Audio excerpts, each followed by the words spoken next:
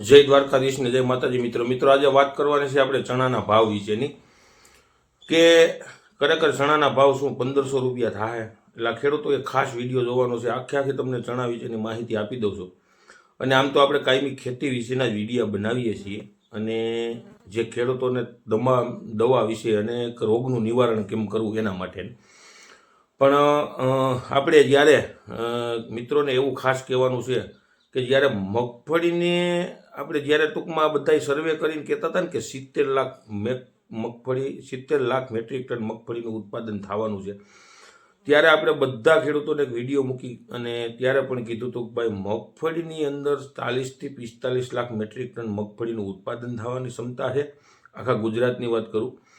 અને ત્યારે પણ એમ કીધું હતું કે મગફળીના ભાવ સમય જતા મગફળીના ભાવ 30,000 ને પાર કરશે 100%। અને ઘણા ખેડૂતો જે આમાં વિડીયો આપણે જોઈએ છે એ ખેડૂતોએ આપણે ફોન કરી મગફળીને સાચવી રાખી છે।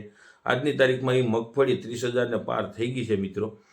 અને કેમ કે આ બધું છે ને એક સરકારના ધોંગધતિંગ અને સરકાર કરતાં જે વેપારીઓનું જે એસોસિએશન અને જે ધોંગધતિંગ છે ને જે ખરેખર ખેડૂતોને પાયમાલ કરવા તરફ અને પોતાને જે રૂપિયા કમાવાનું આખો એક કિમિયો છે। કેમ કે શરૂઆતના સ્ટેપમાં ભાવ નથી આવતા, ખેડૂતો આપણે બધા છે એ આપણો પાક છે આપણે બજારમાં વેચી નાખીએ અને કાંઈક આમ ખરીદી થઈ ગઈ ટેકાના ભાવના હિસાબે, એટલે ખેડૂતોને બહુ મોટી નુકસાની છે। એટલે પહેલાં તો એક વસ્તુ એ કહેવાની છે કે આપણે ચેનલમાં નવા મિત્રો હોય તો ચેનલને સબસ્ક્રાઈબ કરવાનું મિત્રો ભૂલતા નહીં। વિડીયો સારો લાગે તો શેર કરજો, લાઇક કરજો। અને આપણો આમાં મગફળી બાબતનો વિડીયો પણ મૂકેલો છે, કોઈને જોવો હોય તો જોઈ લેજો, આપણે ચેનલમાં જાયો, બધા વિડીયો જોયો, એમાં મગફળી બાબતનો વિડીયો એ છે મિત્રો। ચણાની વાત કરું તો ચણામાં સેમ વસ્તુ એવી થવાની છે મિત્રો। ચણાનો ભાવ જ્યાં સુધી મારો અંદાજ લાગે છે, જ્યાં સુધી મેં ટૂંકમાં બધું આપણે બધું ઇન્ટરનેશનલ લેવલની માર્કેટની જો તમને વાત કરતો હતો, વિદેશ લેવલે જે હમણાં ચણા ઓસ્ટ્રેલિયાથી આપણે ચણા આવ્યા છે, ઘણા બધા આયાત કર્યા છે, એટલે એક સ્ટેપમાં જે ઓસ્ટ્રેલિયાથી ચણા આવી ગયા છે, હવે બીજી સ્ટેપમાં કોઈ આવવાની સંભાવના છે નહીં। અને આમ જનરલી ગણીએ તો ચણા જે આપણા ભારતની અંદર આ વખતે ઉત્પાદનની દ્રષ્ટિએ પણ ખૂબ જ નબળું છે, વાવેતર પણ ઓછું છે અને ઉત્પાદને ઓછું થવાનું છે। અને ખાધ જોઈએ તો ચણાની ખાધ પૂરી થવાની સંભાવના બહુ ઓછી છે, એટલે ચણાના ભાવ મારા અંદાજ પ્રમાણે 1500 રૂપિયા ફૂગવાની 100% શક્યતા ખરા ને ખરા। હવે કયો સમયગાળો એ પણ હું તમને કહીશ, આગળ વિડીયો મૂકીશ કે કયા સમયગાળામાં ભાવ થઈ શકે એવી પોઝિશન છે। એવી જ રીતે સેમ અત્યારે તુવેરની અંદર પણ આ પોઝિશન થવાની છે। તુવેરની અંદર જે બીજા તુર્કિસ્તાન જેવા તુર્કીની અંદર જે તુવેરનું આફ્રિકન દેશો છે, આફ્રિકન દેશોની અંદર જે તુવેરનું ઉત્પાદન દર વર્ષે થતું હોય એને જગ્યાએ આ વખતે લગભગ 10 થી 15% ઉત્પાદન ઘટ્યું છે। અને ઇન્ડિયાની વાત કરીએ તો ઇન્ડિયાની અંદર 20 થી 25% ઉત્પાદન ઘટ્યું છે અને ખાધ ખૂબ જ મોટી છે, એટલે તુવેરના ભાવ થવાની પણ સંભાવના ઘણી બધી છે।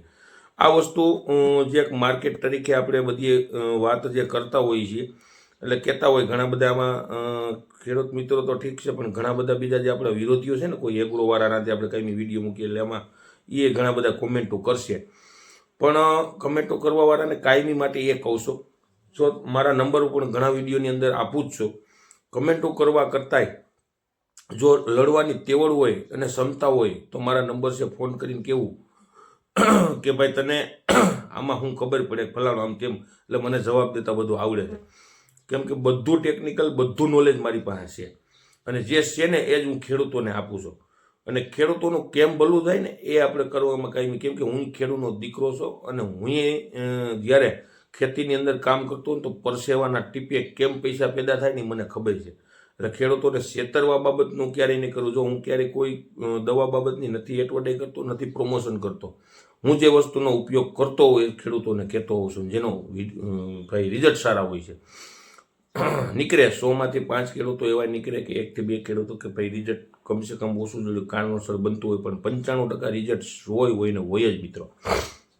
એટલે ચણાના ખેડૂતો માટે અને તુવેરના ખેડૂતો માટે, જે તુવેર વાવતા અને ચણા વાવતા ખેડૂતો માટે લાભદાયી વસ્તુ છે, કેમ કે ભાવની સંભાવના થવાની પૂરેપૂરી શક્યતા છે। અને ક્યારેક તો છે ને આ વસ્તુ આપણા આત્મામાંથી બોલતી હોય છે ને જ્યારે, કેમ કે આપણે મહેનત કરતા હોય ને જ્યારે આપણે આપણા કોઈ દેવી દેવતાઓને આપણે માનતા હોય અને એ ખરેખર જ્યારે આત્મામાંથી બોલાવતા હોય ને ત્યારે સાચું પણ પડતું હોય છે। આપણે જો કે જનરલ નોલેજ આપણી પાસે છે, નોલેજની હિસાબે કે ભણતરની હિસાબે આપણે માર્કેટની હિસાબે પણ આપણે જાણી શકીએ. પણ આ વસ્તુ એક ખૂબ જ મહત્ત્વની વસ્તુ છે મિત્રો. એટલે અવનવા વિડીયો આપણે જોતા રહ્યો મિત્રો. ખેડૂતો માટે કાયમીથી કાયમી કેમ ટૂંકમાં સારું ઉત્પાદન, વધારે ઉત્પાદન અને ઓછે ખર્ચે લેવું, આપણે એવો અભિપ્રાય દેતા હોઈએ છીએ. એટલે ખાસ કરી ખેડૂતો માટે કાયમી માટે સારું વસ્તુ બેનિફિટ થાય એવી વસ્તુનું આપણે માર્ગદર્શન દઈએ છીએ મિત્રો. તો અવનવા વિડીયો જોતા રહેવા. જય જવાન, જય કિસાન.